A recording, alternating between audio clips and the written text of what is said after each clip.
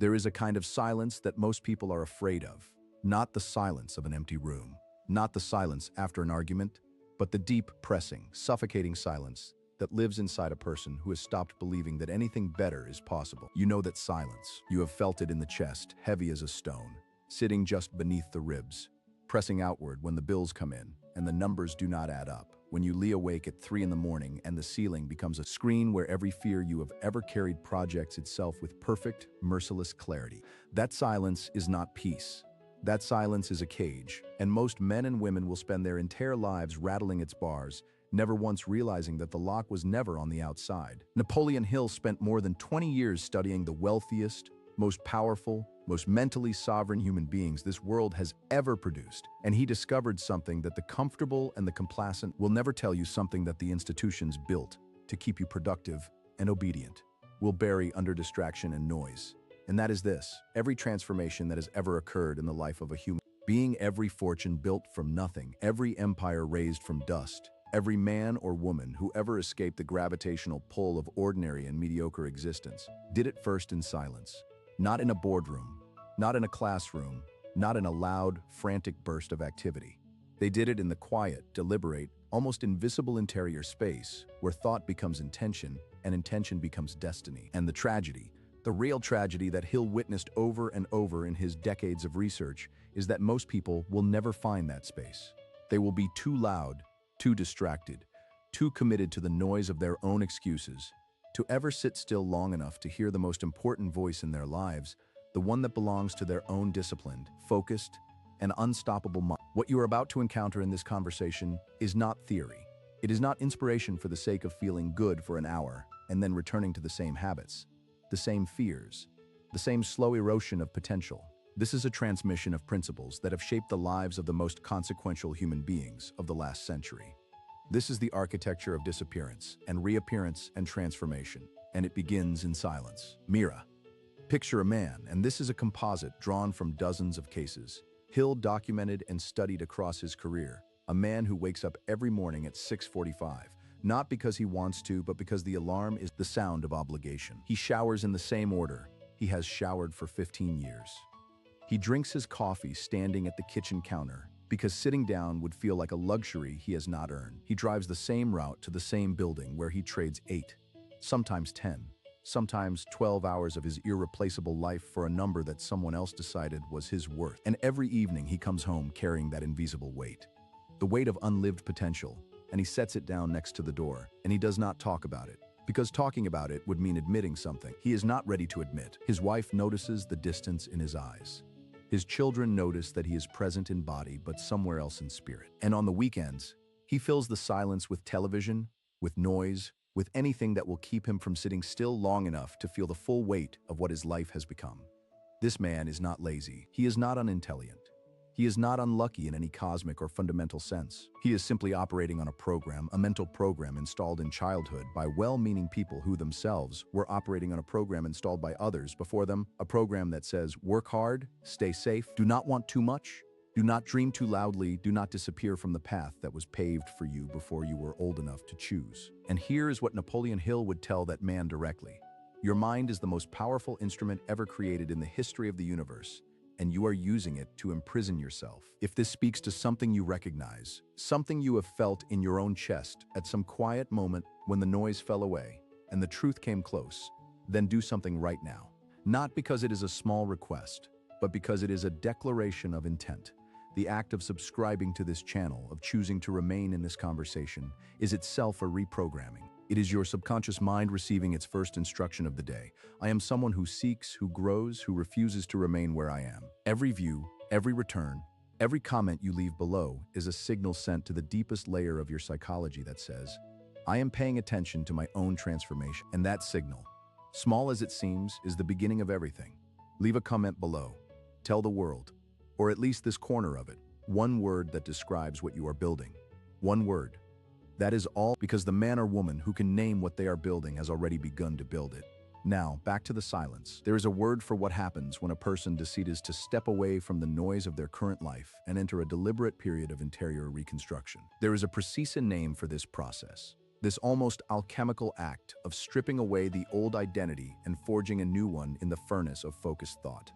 Hill knew this word. He used it carefully, purposefully, almost protectively, as though it were a key that only the deserving should be trusted to carry. And he was right to protect it, because in the wrong hands, misunderstood, applied carelessly, it becomes just another word. But in the hands of someone who understands its full weight, its full power, it becomes the most important word in the vocabulary of success.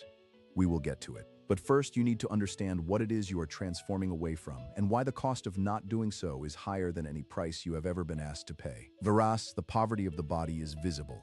You can see it in the worn soles of shoes, in the kitchen where the shelves are more empty than full, in the face of a parent who has learned to hide disappointment so well that even they have forgotten what hope felt like in its original form. The poverty of the body is real, and it is painful. And Napoleon Hill knew it intimately because he lived it. He was born in a one-room cabin in Virginia in 1883. He knew what it meant to have nothing. He knew the particular cold that settles into the bones of a child who understands, even without words, that the family does not have enough. But Hill discovered something more devastating than the poverty of the body. He discovered the poverty of the mind, and the poverty of the mind is invisible, which makes it infinitely more dangerous, because a person suffering from it can appear, from the outside, to be functioning, to be fine, to be managing. They have a job, they have a home, they have a family, they have a routine. And underneath all of it, they have a subconscious architecture built entirely from limitation, from fear, from the accumulated weight of every time someone said, "That is not for people like us," or "You need to be realistic," or "Who do you think you are?" The poverty of the mind whispers. It does not shout. It does not announce itself. It simply sits in the background of every decision you make, every opportunity you evaluate, every risk you consider. And it says, "Not yet, not you, not now, and maybe never." And here is where it becomes something beyond personal tragedy, because the poverty of the mind does not stay inside one person. It travels. It is the most contagious thing Hill ever studied.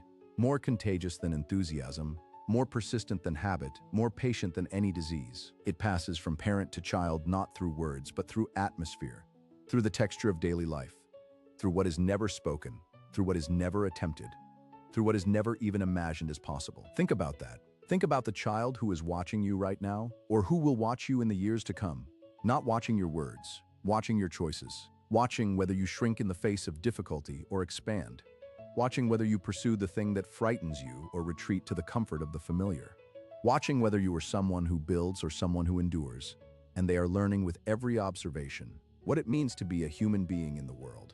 They are receiving a curriculum you never chose to teach, in a classroom you never chose to open. Hill met a man, a composite of many he studied, a man who had been given every tool necessary for financial sovereignty and had set them down one by one over the years, not from stupidity but from fear. And this man's son grew up watching his father set down each tool.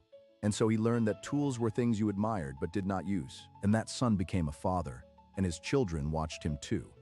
And the program replicated itself across generations like a blueprint, copied faithfully by hands that did not know they were building a prison. This is the real inheritance of financial mediocrity, not the absence of money, the absence of the mental architecture that creates money. And it is passed down with the same precision, the same faithfulness, the same unconscious love as any other inheritance. ¿Te suena? Because if it does, you need to understand something with absolute clarity right now. The clock is running. Not in a metaphorical sense, not as a rhetorical device to create urgency. Literally, the minutes of your life are being spent right now, and they are not refundable, and they are not renewable. And every day you spend operating on the old program is a day that is gone permanently from the finite account of your existence. Hill watched men deal with their music still inside them. He said it himself in those precise words, that the richest place on earth is not the diamond mines of South Africa or the oil fields of Texas, but the cemetery, because it is filled with books that were never written, businesses that were never started, inventions that were never built, transformations that were never begun. Men and women who went to their graves carrying inside them the exact potential that had it been activated, had it been released, had it been given the oxygen of focused intention and disciplined thought, could have changed not just their own lives, but the lives of everyone around them and beyond them. And the most bitter part of it, the part that Hill found most devastating in all his years of research, is that most of them knew, on some level, in some quiet moment, they knew they were capable of more. They felt it. They felt the pressure of unexpressed potential like a held breath that goes on too long. And they did nothing. because doing something would have required them to disappear from the life they knew, to step into the terrifying, exhilarating, completely unmapped territory of who they could become. Escucha. There is a moment in the life of every person who has ever built something significant. Every entrepreneur, every industrialist, every artist, every philosopher who has ever left a mark on the world. There is a moment that precedes everything else. It is not the moment of the first sale, or the first success, or the first recognition. It is earlier than that. It is quieter than that. It is the moment when they made a decision in the interior of their own mind so completed, so total, so absolute, that the external world had no choice but to rearrange itself around it. Andrew Carnegie made that decision in a room that smelled of iron filings and machine oil, as a young man who had nothing but a ferocious clarity about what he intended to build. Thomas Edison made it in a laboratory that stank of chemicals and burned wire, surrounded by the evidence of failures that would have sent any other man home for good. Henry Ford made it standing in a garage so cold in winter that you could see his breath, staring at a machine that most people told him was a fantasy. None of them disappeared from the world, but all of them disappeared from the version of themselves that had been formed by circumstance, by other people's expectations, by the accumulated weight of what was considered possible. They stepped into a silence that was not empty but full of intention, full of burning, specific, non-negotiable desire, full of the kind of focused mental energy that Hill spent his entire career trying to codify and teach. And here is what he found. Here is the pattern that repeated itself across every single one of the more than 500 millionaires he studied across more than 2 decades of research. The transformation always preceded the result. The inner architecture was always built before the outer structure appeared. The man changed first, in silence, in solitude, in the disciplined privacy of his own focused mind. And then, only then, did the world begin to reflect that change back to him. This is not mysticism. This is not philosophy for its own sake. This is the most practical truth Hill ever uncovered. And it is the one that the modern world, with all its noise and speed and surface-level productivity culture, conspires most aggressively to keep you from discovering. Because here is what happens when you stay loud, when you stay reactive, when you stay plugged into the endless stream of other people's opinions, other people's urgencies, other people's fears and ambitions, definitions of success. You never hear yourself. You never have the interior quiet necessary to examine what you actually believe about money, about your own worth, about what is possible for a person like you.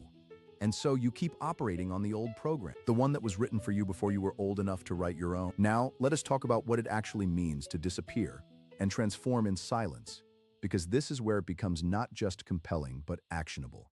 This is where the philosophy becomes a practice, and the practice, Hill insisted, is not comfortable. It is not easy.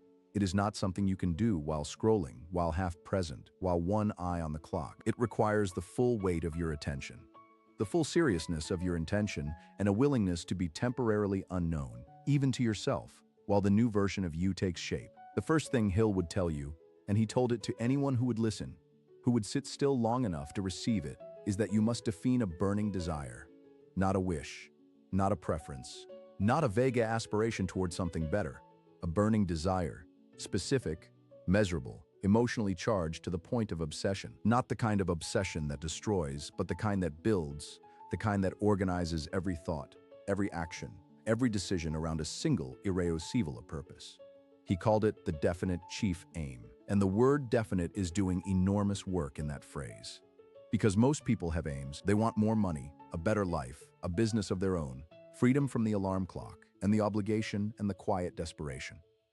But they want it the way you want a piece of cake when you're not really hungry. It would be nice. It would be pleasant. But it is not a need. It is not a drive. It is not the thing that wakes you up at 4 in the morning with your heart already beating faster because the idea is so vivid, so real, so close that you can almost touch it. The men and women Hill studied who built lasting wealth, lasting influence, lasting impact. Every single one of them had converted their desire from a wish into a fire. And the way you do that, the specific technique Hill prescribed, is to write it down. Not in general terms, in precise, almost aggressive specificity. Not I want to be wealthy, but I will have accumulated $300,000 by December 31st of next year. And here is the exact service I will provide in exchange for it. And here is the precise plan I'm following to get there. And here is the reason it matters beyond my own comfort. Here is the person it will free, the legacy it will build, the future it will protect. You write it. You read it aloud, twice a day, every day, once in the morning when the mind is fresh and receptive, Once at night when the subconscious is about to take over the wheel. And you read it with emotion, not as a recitation, as a declaration, as though it is already true, and you are simply reminding yourself of what you know. This is what Hill called autosuggestion, and it sounds almost too simple. It sounds like the kind of thing a person dismisses in about 45 seconds because they have been trained to believe that real results require complicated, painful, expensive processes. But here's what Hill understood about the subconscious mind that most people never grasp. It does not evaluate. It does not judge. It does not separate what is real from what is vividly imagined with sufficient emotional intensity. It simply accepts what it is given repeatedly. And it begins to organize the whole of your behavior, your perception, your intuition, your decision-making around that accepted reality. Fíjate, a woman in one of Hill's documented case studies had been told her entire childhood by a father who meant well but knew no better.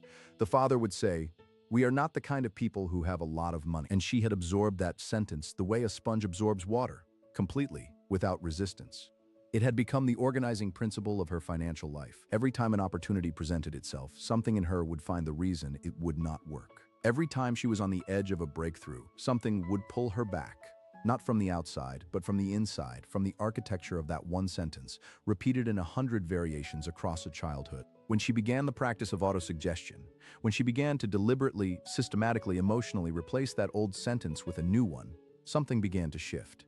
Not immediately, not dramatically, but in the way that a river shifts over time when the course of the water changes, slowly at first, then with gathering force, then with an inevitability that makes the old landscape seem like it belonged to someone else's life entirely. And this brings us to the silence.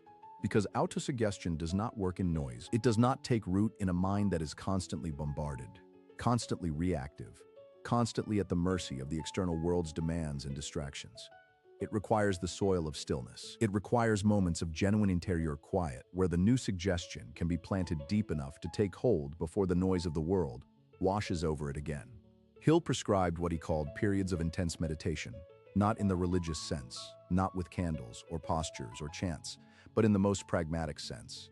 Periods of deliberate, uninterrupted, focused thought about what you desire, who you are becoming, and what you are capable of. 15 minutes in the morning, 15 minutes at night, the door closed, the phone silent, the world outside kept outside and inside, just you and the new version of you that is being constructed, thought by thought, belief by belief, decision by decision. This is what it means to disappear, not from the world, from the old self, from the program, from the architecture of limitation that has been running in the background of every choice you have ever made. And here is where the second great principle comes into play, the one that Hill considered perhaps the most powerful of all the principles he ever codified, the one that separated the truly extraordinary from the merely ambitious. There is a word for it that we have been circling around in this conversation, a concept that Hill described as the seat of all great human achievement, the invisible force that has built every empire, cured every disease, solved every seemingly unsolvable problem that human civilization has ever faced. But before we arrive at it, let us talk about what happens to the people around you when you fail to activate it. Because this is not just your story. It never was.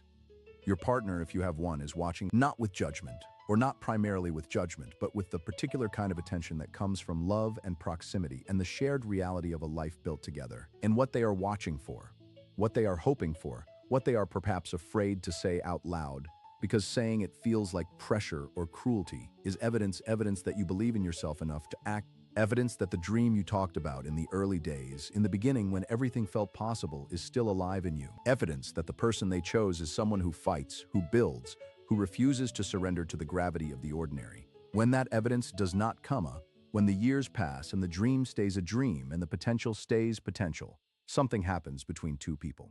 It is not always dramatic. Often it is very quiet, a withdrawal, a recalibration of expectations, a slow, sad revision of the shared future that was imagined and is no longer spoken about because speaking about it hurts too much. And your children, Hill was particularly fierce on this point. He believed, and the research of his era and the psychology of every era since has confirmed, that children do not learn what they are told. They learn what they see. They learn from the frequency of your courage. They learn from whether you do the hard thing or find the comfortable excuse. They learn from the relationship you have with your own potential. And they take that relationship and they build their own lives on top of it, for better or for worse, consciously or unconsciously, inevitably. The man who dies with his potential intact does not only take his own dreams to the grave, He takes the permission that his children needed from him to dream their own. He takes the model that his grandchildren needed to see in order to believe that transformation is possible, that abundance is not for other families, but for theirs too, that the story of limitation stops here, with him, in this generation, because he decided it would. That decision, Hill would tell you with absolute certainty, is always available. It is never too late to make it, but it becomes more expensive with each year that passes, because each year you spend on the old program is a year of compound interest working against you instead of for you.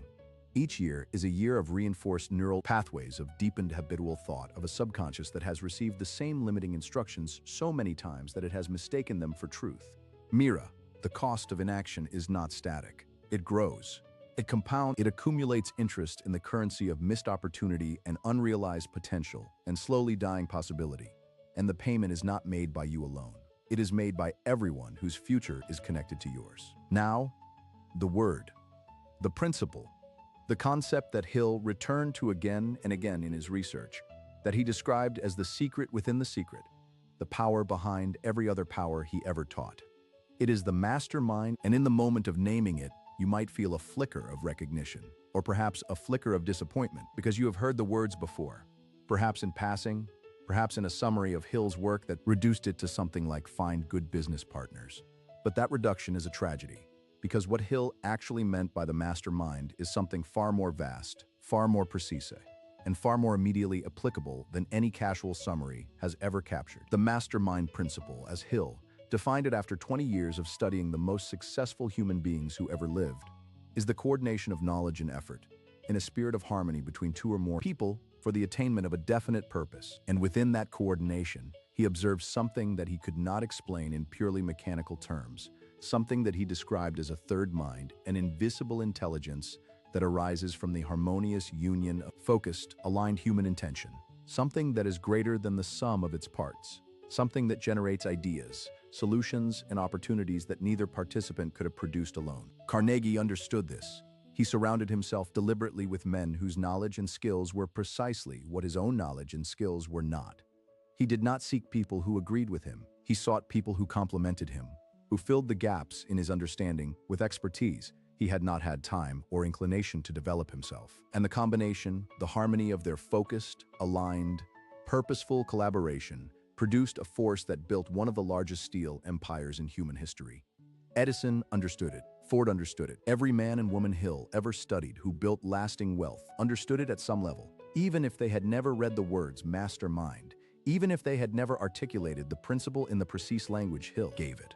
And here's how you apply it immediately, starting today, starting in the silence of this moment after this conversation ends and you sit with what you have heard. First, you must become ruthlessly honest about the quality of the minds you spend the most time with, not the people you love, not the people you are loyal to, but the people whose thoughts, whose beliefs, whose relationship with possibility is flowing into your own subconscious every day through proximity and conversation and shared atmosphere. Because the mastermind principle works in both directions. A harmonious alliance of people oriented toward growth, abundance, and disciplined ambition creates an upward spiral. An unconscious alliance of people oriented toward fear, limitation, and comfortable mediocrity creates a downward one. Hill watched this pattern repeat itself in case after case, in story after story, across industries and eras and geographies. The man who spent his evenings with men who complained about their circumstances, who blamed the economy, the government, the luck of other people for their own stagnation. That man almost never escaped his circumstances because he was receiving nightly a reinforcement of the program that kept him there. The man who found even a single other human being who was oriented toward growth, who spoke the language of possibility, who was willing to sit in the discomfort of ambition alongside him. That man had a disproportionately higher probability of transformation, not because of the practical advice exchanged, but because of the invisible third intelligence that arises when two minds in harmony focus on a shared purpose. Second, you must understand that the mastermind is not only external. Hill was precise about this. The most powerful mastermind you will ever access is the one you create between your conscious and your subconscious mind, the deliberate, disciplined alignment of your waking intention with the vast, largely untapped processing power of the deeper mind. And this alignment is achieved through the practice we have already discussed.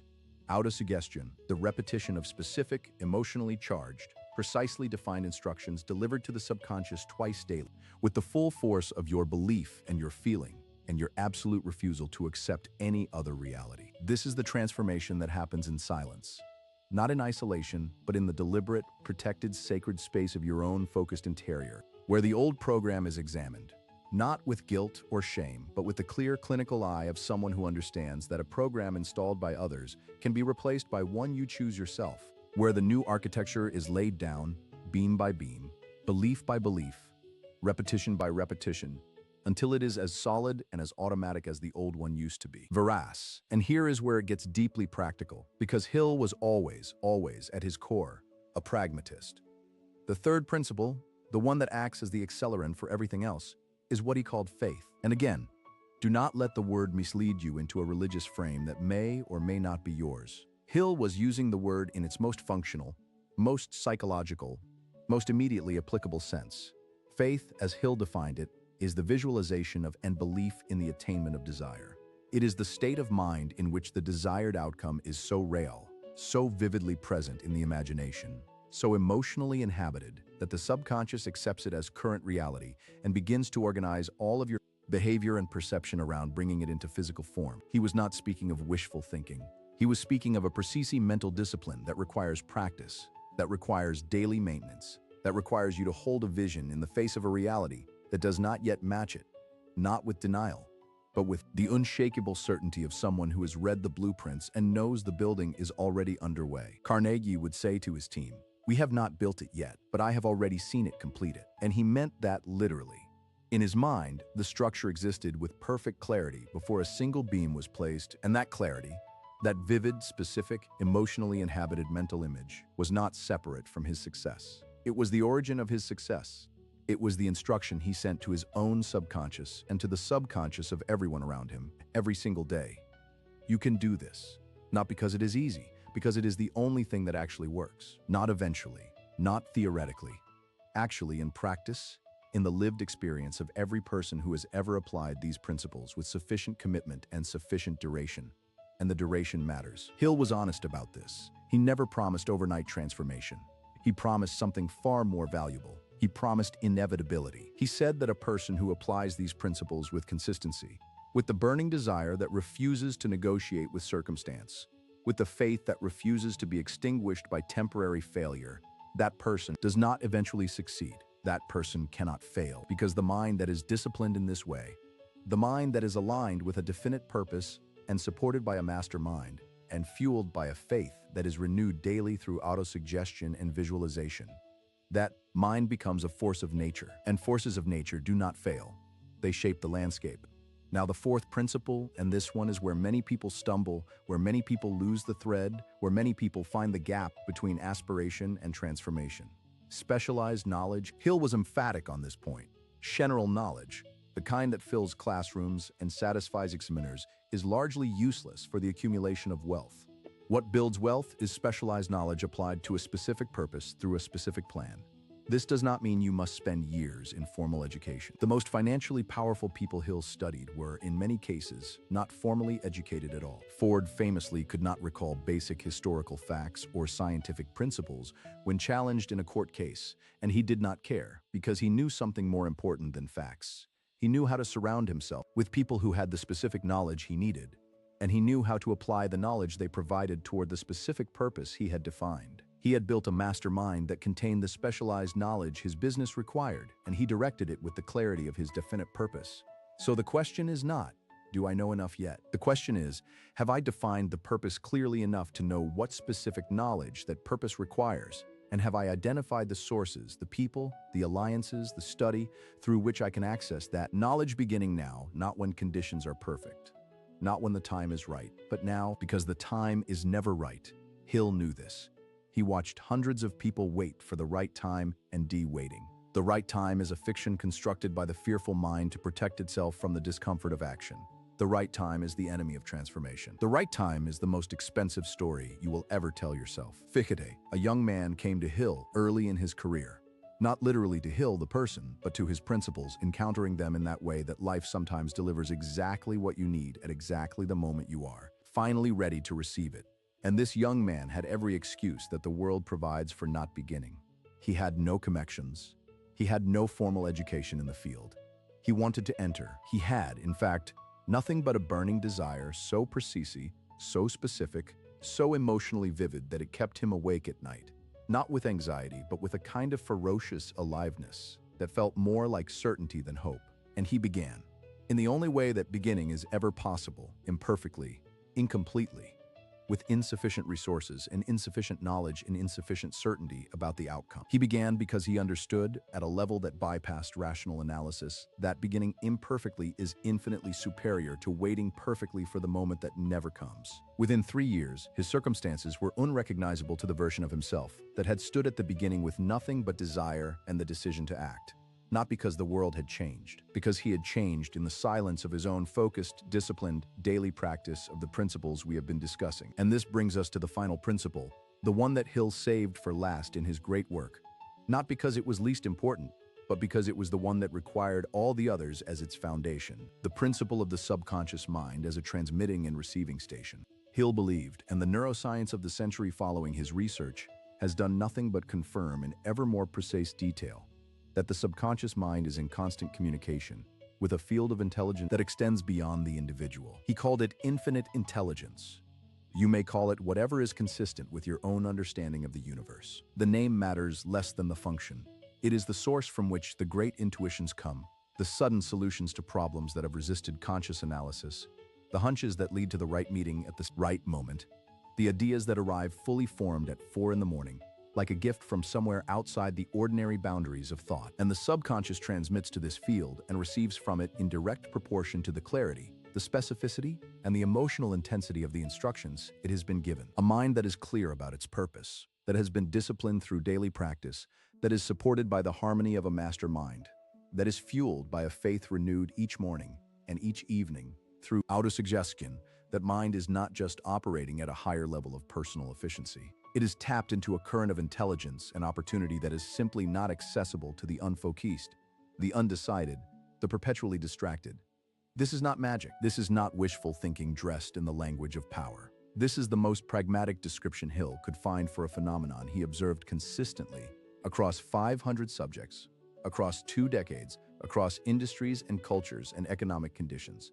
That the prepared mind, the focused mind, the disciplined mind operating in alignment with a burning purpose encounters opportunities that the unprepared mind walks past every day without seeing. The opportunity is not rara. The preparation is, and the preparation happens in silence. In the 15 minutes before the house wakes up, in the quiet at the end of the day before sleep takes over, in the deliberate, protected, sacred space, you carve out of the noise of your life for the sole purpose of instructing your own mind about who you are and what you are building and what you refuse to accept as your permanent reality. This is what it means to disappear. You disappear from the version of yourself that was built by other people's beliefs, other people's limitations, other people's definitions of what was possible for someone like you. You disappear from the noise that kept you reactive and small and perpetually responding to the world instead of shaping it. You disappear into the silence where transformation actually happens, where the new architecture is laid down, where the burning desire is clarified, and the mastermind is assembled, and the faith is cultivated, and the subconscious is reprogrammed, instruction by instruction, day by day, with the patient ferocity of someone who knows that they are building something real. And then you reappear. Not all at once, not dramatically, not with an announcement. You reappear the way a river reappears after going underground, with more force, with a clearer direction, with a certainty that was not there before, with a presence that people feel before they can explain it, with results that seem to those who have not been watching the interior work almost miraculous. But they are not miraculous. They are the inevitable consequence of applied principles consistently practiced over sufficient time by a mind that has decided absolutely and without reservation that the old program ends here. Hill spent his entire life trying to communicate one essential truth, the truth that underlies every principle, every technique, every story of transformation he ever documented. And that truth is this: whatever the mind of man can conceive and believe, it can achieve. Not sometimes, not under ideal conditions, not for the especially gifted or the especially lucky, always. For the person who defines the desire with specificity and charges it with emotion and feeds it daily through autosuggestion and supports it through the mastermind and activates it through faith and pursues it through persistent, intelligent, purposeful action. The poverty you fear is not your destiny. It is your default. and defaults can be changed. The mediocrity you dread is not your sentence. It is a choice made daily, through inaction, through the decision to remain on the old program rather than install a new one. The legacy you dream of building, the freedom you can almost taste in your best moments, the version of your life that you visit in the quiet before sleep. The one where the numbers are different and the options are different and the weight in your chest is gone and replaced by something expansive and alive. That version is not a fantasy. It is a blueprint, and blueprints can be built, but only by those who are willing to disappear first, to enter the silence, to do the interior work that the world will never see and never applaud, but that produces every result that the world eventually marvels at, to sit with the burning desire and the written plan and the repeated instruction and the harmonious alliance and the cultivated faith, day after day in the quiet that most people are too afraid to enter until the new architecture is solid enough to bear the weight of the life you are building. This is the teaching of Napoleon Hill. Not the summary, not the inspiration. The practice, the daily, invisible, silent, ferocious practice of becoming the person whose life cannot help but be extraordinary. Because the mind that is driving it has been deliberately, systematically, and irreversibly transformed. The silence is waiting. The work is waiting. The version of you that your children need to see, that your partner hoped for, that your own deepest self has been trying to reach across all the noise and the years and the accumulated weight of other people's programs. That version of you is waiting, just on the other side of the decision to begin. Begin now, in the quiet, in the silence, in the sacred, productive, transformative space where everything that has ever mattered was first created. The grave is full enough of unlived potential. Yours does not belong there.